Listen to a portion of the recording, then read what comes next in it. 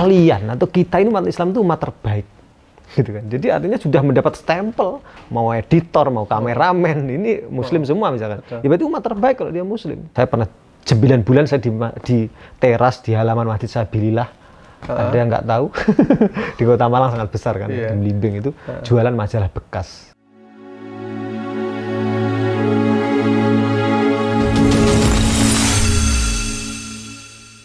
Nah, Mas Panji, sebelum di titik ini, sebelum berada di masa yang sekarang, masa yang bisa dibilang masa keemasan lah ya, dengan bisnis yang jalan, yang lancar begitu. Bisa diceritakan dulu awal kehidupan Mas Panji itu seperti apa? Dulu dari ini ya, dari desa ya, saya dari Trenggalek ya. Trenggalek ini ya. Jadi apa namanya? Kalau tempat tinggal gitu, ya Trenggalek itu dari kota masih 2 jam. 2 jam. Itu pun jalannya ya 2 jam. Kemudian 1,5 jam itu ke kota kecamatan. Kemudian setengah jam lagi naik ke gunung. Dan itu pun mobil nggak bisa simpangan. Baru listrik masuk 2009. 2009 dan saya sendiri orang yang tidak sekolah sebenarnya. Jadi saya sendiri itu ijazah cuma SD, kemudian SMP kelas 2 saya putus sekolah, tapi bukan berarti saya artinya bukan berarti tidak belajar, nggak suka belajar, bukan. Jadi waktu SD saya membaca salah satu buku, Mas. Itu mungkin kesalahan saya. Salah tapi bener gitu. Jadi buku yang saya baca waktu itu bagaimana menjadi pribadi berpengaruh di dunia. Saya lupa siapa penulisnya. Kemudian setelah saya belajar itu ternyata literasi terus, ternyata Rasulullah lah orang yang paling berpengaruh di dunia, nggak ada yang lain kan. Paling berpengaruh kan. Beliau pengikutnya miliaran, jutaan gitu ya. Kemudian miliaran ya, 2 miliar ya di bumi sekarang. Tapi beliau hidup yang tidak terlalu lama sebenarnya kan itu. Tapi menginfluence banyak orang. Pengikut intinya berpengaruh begitu ya. Nah kemudian SMP sekitar kelas 1 itu membaca buku Rigdat Pordat. Ada yang tahu nggak buku itu? Saya nggak tahu itu. Robert Kiyosaki. Nah itu orang Jepang yang nulis. Ya. Kalau itu ada namanya cash flow kuadrat, pasti tahu itu. Cash flow kuadrat itu nanti bagaimana orang itu punya waktu, nggak punya uang, gitu kan. Kemudian nggak punya waktu. Uang tapi nggak punya waktu. Iya itu kan. Pertama itu kalau karyawan itu kan, dia nggak punya waktu, juga nggak punya uang. Kemudian ada yang punya waktu, tapi nggak punya uang. Gitu. Kemudian ada yang terakhir itu investor lah. Investor itu punya waktu banyak, punya uang. Di situ akhirnya ketika saya belajar, saya pelajari pendidikan ini kok kayaknya menggiring saya kalau saya terusin sekolah seperti ini. Waktu itu sekolah saya juga umum gitu kan, SD SMP. Saya lihat, wah kayaknya akan menggiring saya ke sini gitu loh. Ke yang punya, saya akan banyak sebagai karyawan atau tidak punya waktu. Juga tidak punya uang. Kayak gitu waktu itu. Kemudian merasa saya semakin tertarik baca buku-buku seperti itu, akhirnya terjunlah ke MLM. Wow. Itu kelas berapa? MLM itu masih sekitar umuran SMP, SMA lah. Jadi waktu itu pernah udah presentasi di beberapa, bahkan di Balai Desa Punten tuh seumuran SMP. Waktu itu pakaian saya mirip kayak gini ya, kayak gini tapi bajunya hitam, saya masih ingat itu, cuma pakai jas. Pernah presentasi di situ, jadi gathering gitu ya. Tapi artinya kalau bicara jiwa wirausaha gitu sudah sejak SD itu saya sudah jualan es keliling kampung untuk membeli satu baju lebaran. Saya harus ngumpulin 2.000 per hari. Waktu itu baju lebaran 20.000-an lah waktu itu. Jadi terus kemudian keliling, ya sudah keliling kampung gitu kan. Untuk beli baju harus seperti itu kalau hari raya. Waktu itu kan zaman pemimpinan Pak Gus Dur, itu kalau Ramadan full. Iya, libur kan. Nah itu saya jadi untuk jualan karbit. Ada yang tahu karbit? Karbit itu ngambil di pasar. Jadi ngambil di pasar, nyari-nyari gitu kan, sebagian beli, nanti nyari bekasnya untuk istilah orang Jawa itu ngimbu, mangga, kemudian dijual lagi di kampung, sama beli juga dipecah-pecah dikit gitu, sama jual es itu harus keliling begitu, dan sempat juga jualan keong gitu. bukan keong racun ya. Iya, iya. Jadi keong sawah yang kuning-kuning itu. Waktu itu saya membaca buku lagi, salahnya saya membaca buku lagi tuh. Tentang bisnis monyet itu pernah tulisan lama itu kan, bisnis monyet itu. Bisnis monyet Kan pernah terjadi tuh, anturium, apalagi itu kan, ya, macam-macam itu ya. Bisnis yang booming tapi Ya itu kan, saya pernah lakukan itu. Di SD itu lakukan, saya bawa keong itu di tempat kayak toples kecil, saya bawa ke sekolah. Satu hari dicemooh, opo itu, 2 hari dicemooh lagi, 3 hari. Saya buatin kolam deket sekolahan, ada sumber air di gunung kan sekolah saya itu, di gunung dan jalannya tanah dan nggak pakai sepatu waktu itu, nyeker itu, bajunya nggak dimasukin. Kalau sampai pakai sepatu, wah, abri masuk desa. Kalau sepatunya baru itu, wah ini apa, panas gitu kan.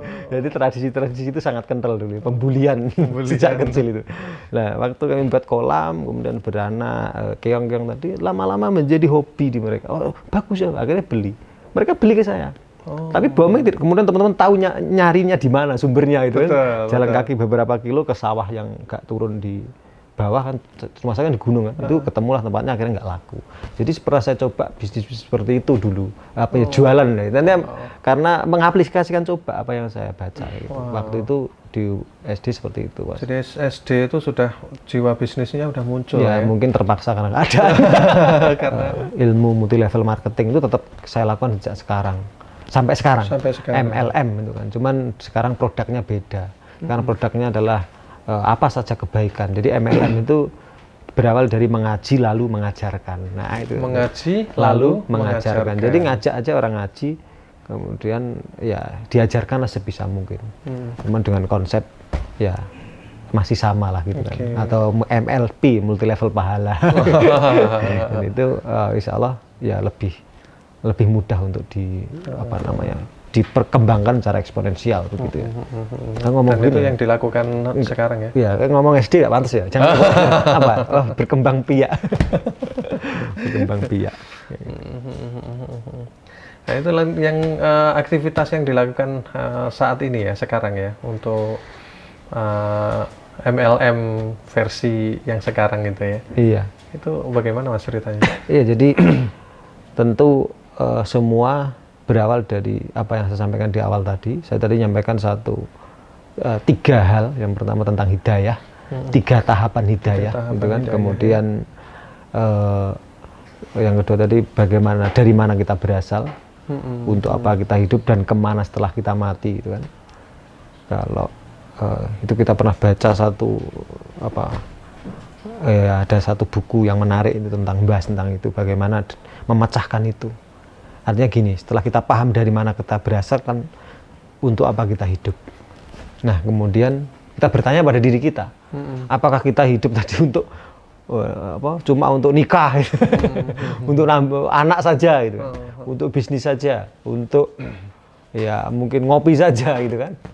Atau sebenarnya dengan apa yang Allah kasih, meskipun kita mungkin hanya seorang yang dulu tidak beruntung dalam dunia pendidikan, bukan berarti tidak belajar kan begitu, bukan itu tidak sekolah, tapi di yang lain ya tetap melakukan lah, itu kewajiban kita kan untuk ilmu itu kan begitu. Nah, tapi intinya begini, setelah kita pahami bahwa untuk apa kita hidup sebenarnya, dengan kondisi yang qada yang udah Allah berikan, atau takdir yang udah Allah berikan pada kita. Misalnya begini, ternyata Tuhan kita, Allah itu meminta kita untuk beribadah, dan salah satunya adalah bentuknya juga berdakwah. Kan itu kan, tidak ada perkataan terbaik selain perkataan dakwah. Atau dalam Al-Quran juga disampaikan tentang khair ummah atau umat terbaik gitu kan, kuntum khaira ummatin, a'udzubillahi minasyaitonir rajim, kuntum khaira ummatin ukhrijat linnas ta'muruna bil ma'ruf wa tanhauna 'anil munkar, gitu kan, wa tu'minuna billah. Jadi kalian atau kita ini umat Islam itu umat terbaik, gitu kan. Jadi artinya sudah mendapat stempel, mau editor, mau kameramen, ini muslim semua misalkan. Ya berarti umat terbaik kalau dia muslim. Tapi dengan catatan dia harus melakukan apa? Amar ma'ruf nahi mungkar. Nah, saya kan cuma bisa editing, saya cuma bisa kameramen, saya cuma bisa ngopi, saya cuma bisa ini. Nah, tentu itu semua bukan satu sia-sia. Allah pasti ngasih itu yang terbaik.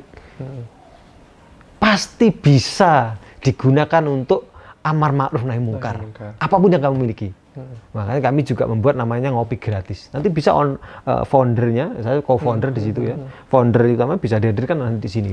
Bagaimana dengan ngopi di pinggir jalan yang gratis, HPP-nya cuma 1.200 perak, itu bisa memfasilitasi salah satu preman bertato, bisa diundang juga nanti gitu kan, yang kemudian hijrah lagi, waktu itu lagi broken, kemudian ketemu, itu waktu itu momentumnya saya, Mas besok ngaji ya di tempat saya gitu.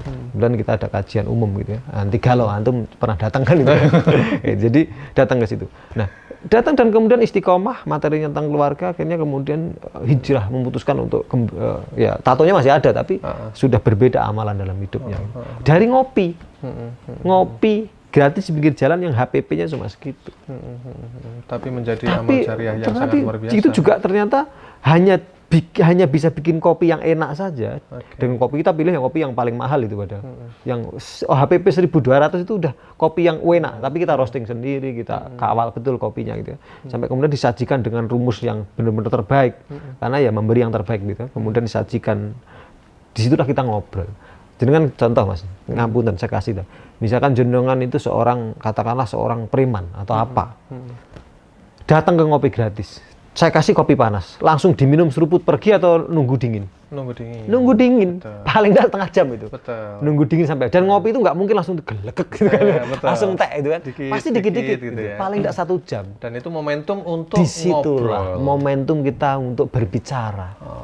Apa memang jenengan ini Allah ciptakan itu hanya untuk seperti ini, atau sebenarnya untuk apa kita hidup tadi? Kita bahas dari mana kita berasal dan kemana setelah kita mati. Itu aja obrolnya, tapi dengan konten yang mungkin lebih mudah diterima, gitu. Dengan versinya masing-masing. Dulu kan dari Trenggalek ya, memutuskan untuk hijrah ke Malang itu kapan Mas, dan bagaimana Mas? Iya, tentu tidak semua tadi ya. Hidayah itu sesuatu yang mahal. Dan memang hidayah itu pemberian Allah, tapi tidak pemberian langsung plek jatuh dari langit. Oke, gitu. Ada prosesnya. Ada perantaranya. Ibaratnya itu misalkan nih, Pak Jokowi mau ngasih Alphard ke Mas Endrita. Saya gambarkan yang mudah saja. Nggak harus Pak Jokowi datang kan menjenengan. Langsung, betul. Bisa melewati Pak Camat, Pak Gubernur, Pak Rendra, atau nanti bisa melewati kemudian nanti ternyata Pak Rendra berhalangan diwakilkan kepada RT sampai ternyata kepada ketua rukun warga atau RT kepada yang berwenang di dekat jenengan yang memang mewakilkan, menyerahkan. Artinya ada proses. Nah, memang pertama adalah yang paling berjasa dalam hidup saya itu saya punya kakak. Bisa diundang juga nanti di sini. Jadi promosi siap. Yang mengajak saya ke Malang, kakak saya namanya Kang Sugi. Itu juga viewernya ada 500.000 di salah satu channel YouTube sebelah. Jadi beliau lah yang paling berjasa. Dan beliau yang paling sabar ya. Paling sabar menunjukkan jalan hidayah tadi, dan sampai sekarang orang yang paling sabar saya temui dalam hidup saya gitu ya. Jadi apa yang dilakukan Kang Sugi pada waktu itu? Ya, kene ono gayan reneo gitu ya. Ya itu tadi namanya kan perantara itu bisa macam-macam. Waktu itu saya mau melamar kerja di Jakarta, kemudian diajak ke Malang saja, dan saya juga merasa nyaman itu, dan kemudian dibimbing lah. Ya begitulah. Jadinya kemudian ada guru, ada kiai kami yang nggak bisa saya sebutkan satu persatu, yang kemudian berhasil membimbing ya, menuntun lah gitu ya, sebagai seorang yang sangat fakir gitu Mas ya, dengan beban yang begitu berat, minimal beban istrinya. Awal-awal di Malang dulu Mas, itu apa yang dilakukan Mas? Iya, ini cerita indah atau cerita pilu ya? Menang masa itu banyak kenangan tentu ya. Pertama tadi disebutkan ada seorang kakak yang luar biasa, sabar gitu kan. Kemudian saya pernah 9 bulan saya di teras di halaman Masjid Sabilillah. Ada yang nggak tahu, di Kota Malang sangat besar kan, di Melimbing itu jualan majalah bekas, majalah buku gitu kan. Di parkiran depan. Iya, di parkiran dinawarin, ada orang pakai sepatu, saya tawarin dengan ngobrol. Tentu ngobrol dulu ya. Saya nggak langsung jualan, ngobrol, kenalan, habis itu nanti dia tanya baru saya tawarin kayak gitu. Nah, itu tentunya bukan bukan hard selling ya, tapi soft selling begitu. Ngomongin perjalanan bisnis ini Mas, tadi kan berkat kakak gitu akhirnya diajak untuk ke Malang gitu. Apa yang dilakukan di Malang? Iya, sebelumnya memang waktu itu apa namanya ada jualan ya, jualan majalah buku terutama, dan di situ juga momentum buku-buku itu banyak waktu itu, kalau nggak salah kalau di pickup yang bak terbuka itu mungkin adalah satu pickup buku ya, buku itu, dan itu biasanya buku-buku yang akan saya jual itu sebagian itu mesti saya baca dulu, habis itu saya hair dryer lagi dikemas di plastik lagi ya, kan, supaya bisa dijual lagi. Biasanya seperti itu. Tapi ada buku-buku dan majalah bekas yang dijual di situ. Yang ada bekas juga. Ya, tapi biasanya kita baca dulu, ya, artinya untuk menambah wawasan, untuk membudayakan. Waktu itu kan belum ada HP ya gitu. Dan kemudian waktu itu memulai disitulah kemudian kita pernah membuat satu buletin Jumat gitu ya. Kemudian ketemulah bisnis akikah di Malang. Kemudian ditawari jadi marketing di situ. Kemudian juga jualan salah satu produk susu kedelai di situ gitu ya. Kemudian jadi marketing selama beberapa bulan ya. Kurang lebih nggak sampai setahun lah waktu itu. Kemudian berani buka sendiri gitu kan. Dan setelah buka itu cuma saya melihat catering akikah pertama. Nah kemudian disitulah waktu itu kita lihat bahwa banyak teman-teman ketika nyebar brosur atau ya brosur ya, brosur itu biasanya kan akikah itu unik sih sebenarnya, produk yang sudah tahu siapa pembelinya, mudah dikenali. Contoh gini, antum jenengan jualan apa namanya, goreng itu apa namanya? Gorengan. Ketika ada orang lewat nggak tahu ini mau beli atau tidak, susah untuk mencari itu. Tapi ketika akikah itu kelihatan, ada orang-orang yang hamil, bawa anak kecil, itu sudah. Atau kalau keliling rumah ada namanya lampu yang ada ari-arinya, popok itu kan, gitu itu sudah pasti mudah untuk di closing karena dia pasti butuh akikah. Atau ke rumah bersalin. Nah, rumah bersalin yang lagi jemur-jemur bayi, atau ke bidan, apotek, tempat menebus obat dan sebagainya, itu kelihatan sebenarnya. Gitu. Nah dari situ marketnya jelas ya. Jelas kelihatan, paling mudah dikenali gitu kan. Gitu. Kalau misalkan jual mobil, mana sih orang model jual mobil kita nggak tahu. Apakah yang jalan kaki itu butuh mobil? Gitu. Itu kan. Jadi nggak kelihatan. Atau yang naik mobil juga sudah punya mobil ini mau beli mobil lagi itu kan nggak kelihatan. Susah memang. Tapi kalau akikah itu beda, kelihatan. Nah dari situ teman kita lihat waktu itu nyebar brosur itu sebulan misalkan teman-teman sesama pemain ya mungkin 5.000, maka kita tingkatkan jadi 10 kali lipat biasanya gitu. Jadi pernah sehari saya nyebar itu sampai mungkin 1.000 brosur. Nah itu keliling itu kan. Disebar sendiri? Ya sebar sendiri dengan istri pertama. Dengan istri juga dia dengan apa, keluarga juga nyebar, ini kemanapun kita kemanapun harus ada bawa brosur, seperti sekarang kan bawa ini. Jadi kita kemanapun bawa brosur karena untuk mengukuhkan bahwa kita itu seorang marketing abadi. Maksudnya ya juga jualan, karena disitulah pintu rezeki gitu. Luar biasa sekali. Dari awalnya belajar ke bisnis yang sama sebagai karyawan, sebagai sales, sebagai marketing ya. Memutuskan untuk wah ini kayaknya bisa tuh untuk bisnis sendiri, melakukan bisnis itu begitu. Tapi bagaimana dengan modal Mas pada waktu itu? Iya. Ini pertanyaan yang sebenarnya sering ditanyakan, tapi pertanyaan yang sangat sensitif bagi seorang pengusaha. Kadang-kadang ada orang, yo semen bisnis kan punya modal, gitu kan? Atau jadikan 1000 alasan itu kan. Tapi waktu itu bisnis akikah, kalau dunia catering itu sebenarnya kan bisnis yang dimodali oleh customer. Tanda kutip itu customer pasti bayar lunas dulu atau separuh, kemudian baru kita proses kita putarkan seperti itu. Jadi secara modal tidak besar sebenarnya, kecil, di bawah 500.000 gitu kan. Untuk memulai mulai dari brosur gitu kan, ya tinggal di alamat di rumah kontrakan, produksi ya kita bisa ngesup ke beberapa teman-teman dulu gitu kan. Awal mula kan seperti itu, artinya berproses alami begitu ya. Namun kemudian ya setelah kita melakukan tadi, alhamdulillah Allah kasih kemudahan besar, terus omset besar. Tapi beberapa poin waktu itu kita jualan itu lebih mahal. Kita buat segmen dengan kalau boleh dikit ngomong produk gitu ya, mungkin ya kita ambil segmen yang agak menengah ke atas lah ya. Seperti itu supaya ya di situ kita bisa jaga kualitas, mencoba menghadirkan produk yang enak juga, dan bukan salah satu, ada 2 itu konsultan, bahkan sekarang juga masak di catering pernikahan ini, itu paman saya yang paman yang bekerja di salah satu hotel bintang 5 di Malang. Itu secara produk, artinya juga kita harus siapkan produk yang terbaik, pelayanan terbaik, juga harga itu menyesuaikan lah gitu. Nah, tapi satu hal pernah terjadi, kita tuh salah kirim gitu ya. Salah kirim jamnya gitu. Ada orang hajatan jam sekian, awal-awal dulu ya, belum tersistem. Kemudian jam 3 acara kita kirim maghrib gitu. Acaranya pada jam 3? Jam 3 itu, wah, itu maghrib baru bisa dikirim. dibayangkan berapa keringat yang keluar gitu kan. Kita pasti siap dihujat, dihabisi. Tapi waktu itu prinsip saya adalah mereka juga manusia yang sama. Insya Allah kalau kita fokus pada konsepnya adalah give, take. Jadi kasih. Konsepnya apapun kita kan kasih dulu, kasih, give 3 kali baru take. Ya kita kasih, wis tak kasihkan Pak. Ini sampean minta ganti rugi, ini saya nggak usah bayar. Nggak usah dibayar. Gitu. Kalau silahkan kalau minta potongan berapa, silahkan. Ternyata malah dari situ beliau ini waktu itu ya udah Mas, memang bukan salah sampai 100% juga ini akhirnya ada miskom, belum tersistem, kemudian dia malah minta cuma ganti rugi 500.000 dibalikin.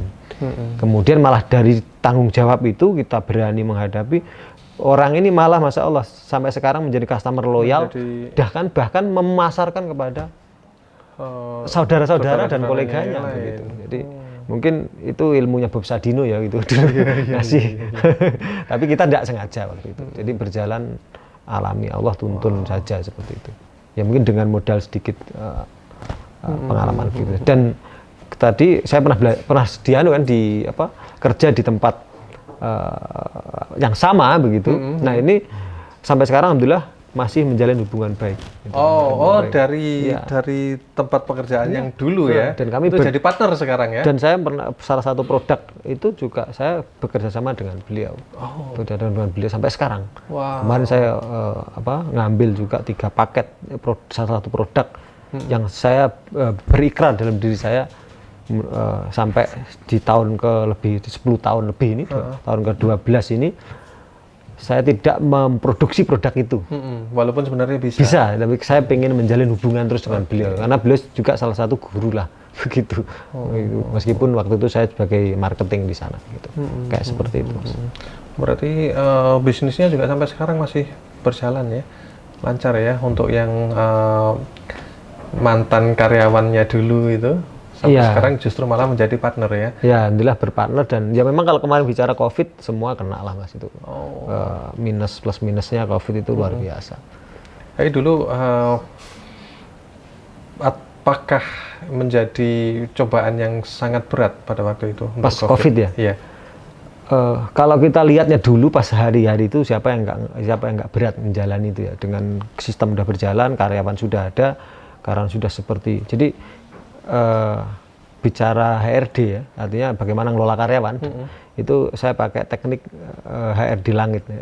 Bagaimana kita mengembalikan atau memuliakan karyawan, mengembalikan mereka pada konsep yang sudah saya sampaikan di awal, bahwa mereka adalah khairu ummah, apapun kondisinya, apapun ijazahnya, apapun latar belakangnya, bahwa mereka adalah khairu ummah. Selama mereka muslim, mendapatkan kenikmatan iman, namanya kenikmatan itu kan kenikmatan tertinggi bagi seorang muslim kan kenikmatan iman ya. Nah, berarti mereka itu berhak menjadi khairu ummah. Dan pasti mereka bisa melakukan amar ma'ruf dan nahi mungkar, gitu kan. Nah, dari situ kemudian kita pakai konsep HRD langit. Jadi HRD langit itu bagaimana kita kembalikan mereka kepada konsep ilahi gitu ya. Nah, untuk apa mereka hidup? Untuk apa mereka kerja? Apakah harus bekerja saja nyari duit? Silahkan di luar juga banyak kan itu. Nah, akhirnya kita buat konsepnya adalah mereka ini kita rekrut itu kan ada yang umur 18 tahun, ada yang umur 20 tahun. Bahkan kalau mereka bekerja 10 tahun bersama kami, atau 5 tahun aja deh. Mungkin kayaknya untuk menabung 5 tahun bekerja, punya tabungan 100 juta kayak anak-anak itu susah. Betul. Susah itu. Arti gajian bulanan beli boba selesai. Beli paketan selesai gitu. Nah, dari situ apalagi dalam dunia catering, Mas. Kita ini pekerjaannya jamnya kan bisa ganti-ganti kan, ya sesuai pesanan kan gitu. Nah di situ kita itu seperti membeli hidupnya mereka. Mereka jauh-jauh, ada yang dari Jawa Barat, ada dari Trenggalek, dari Kediri, ya juga Malang juga ada. Mereka bekerja di tempat kita ada mes. Mereka meninggalkan bapaknya, ibunya, saudaranya, bahkan meninggalkan kampung halamannya. Kalau 5 tahun bekerja, mereka hanya dapat duit saja. Makanya salah satu kegelisahan kami sebagai pengusaha, sebenarnya pengusaha itulah juga yang punya sumbangsih sebenarnya merusak tanda kutip ikut tidak mendukung peradaban itu untuk kembali bangkit.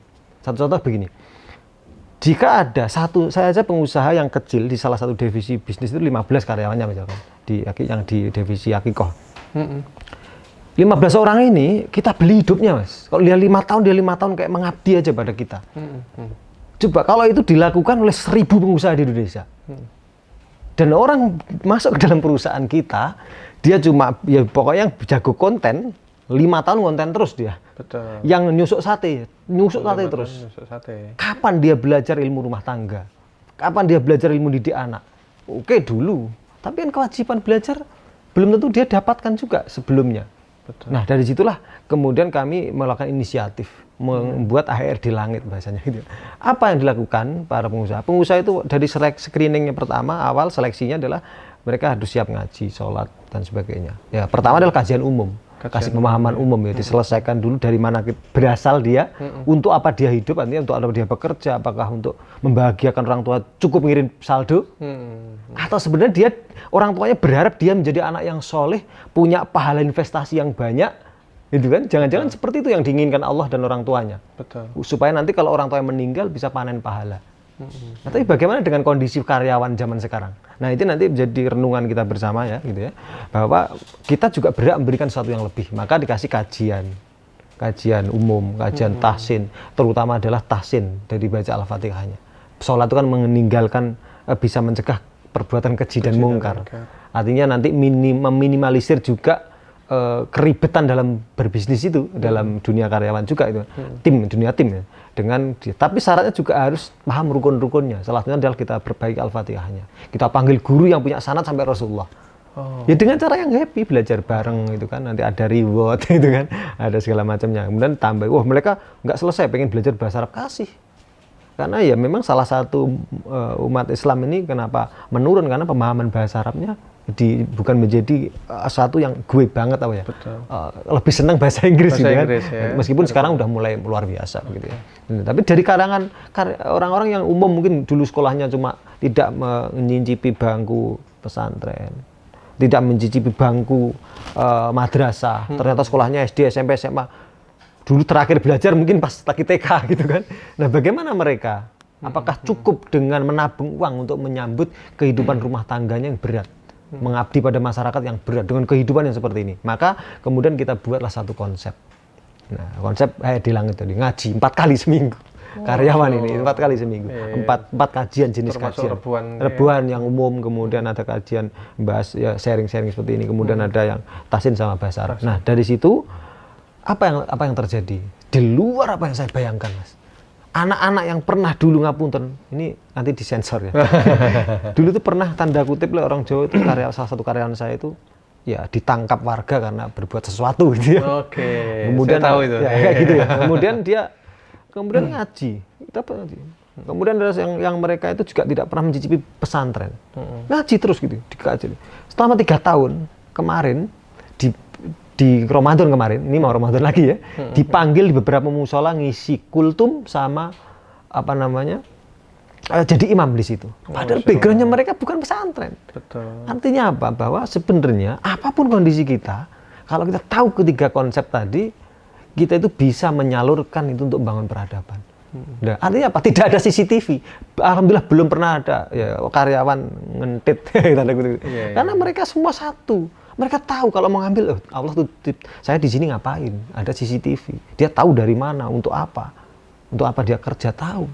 Kerja juga bagian ibadah. Mau kerja ibadah, mosok ngambil, itu dan sebagainya lah gitu. Nanti kita, ya itu pelajaran luar biasa. Menurut saya jadi satu yang memudahkan. Artinya begini, mau bisnis, mau keluarga, mau berteman, apapun.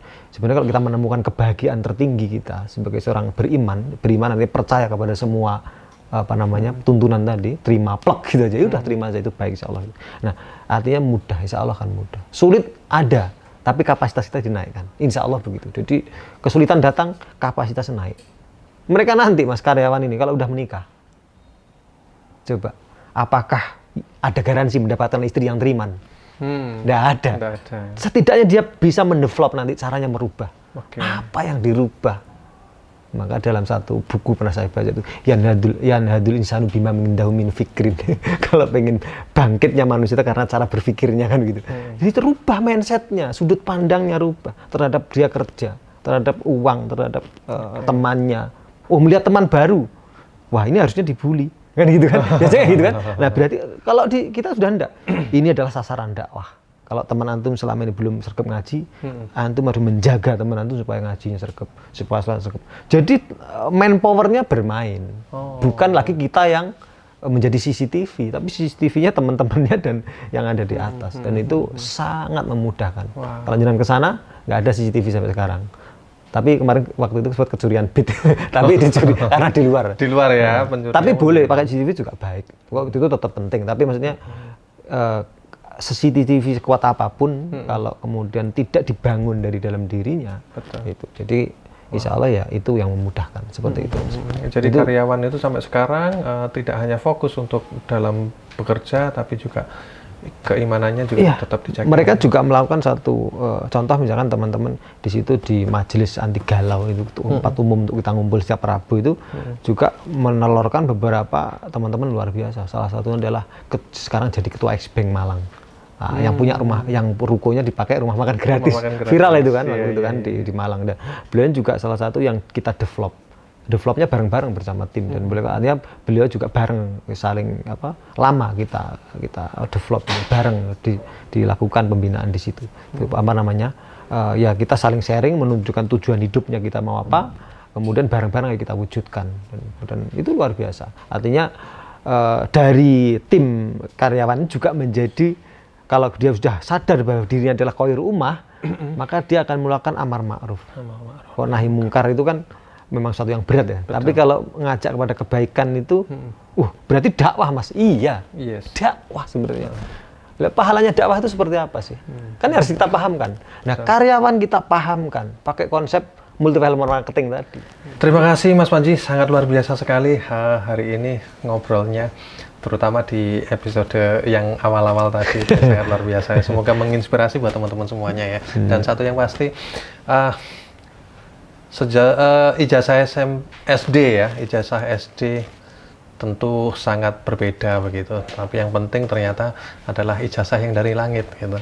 Itu yang tidak banyak orang yang akan mampu dan siap untuk menerimanya. Apalagi tidak hanya menerima ilmunya, tapi juga semangat untuk menyebarkan ilmu tersebut di teman-teman yang ada di sekitar kita. Sangat luar biasa sekali. Sangat mencerahkan. Semoga tidak kapok untuk bisa main ke sini lagi. Mungkin terakhir mas ya. Oh siap. Ada closing statement. Monggo. Jadi itu saya ceritakan, satu tahdus bin nikmah.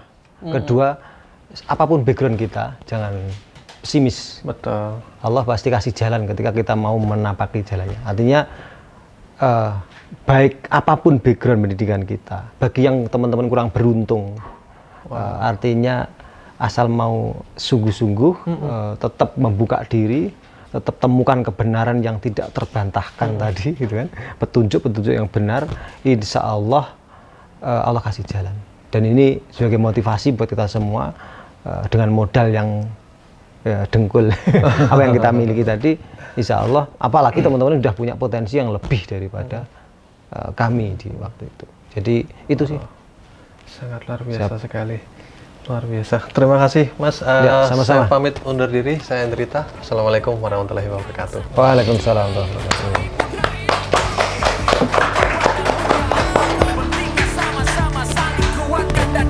Barakallah. Sampai kapan nafas dihentikan.